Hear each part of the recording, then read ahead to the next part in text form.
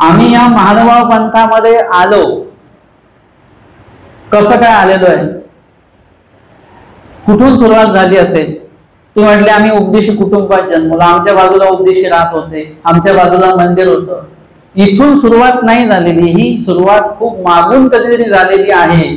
आणि मग तिकडची बोटी बोटी ती योग्यता आहे ती जोडत जोडत जोडत मग निश्चित झालं की आता यांचं नाव उपदेश यादीमध्ये आलं पाहिजे, यांचं नाव वासनिक यादीत आलं पाहिजे, यांचं नाव संन्यास यादीत आलं पाहिजे, अनुसल्याच्या यादीत आलं पाहिजे, भक्ताच्या यादीत आलं पाहिजे. हे जसं जसं आपण ती पूर्व योग्यता आहे ती वाढवत वाढवत येऊ, तसं तसं आपला जो काही अनुसरणाचा भाग आहे तिथपर्यंत आपण पोहोचणार आहोत.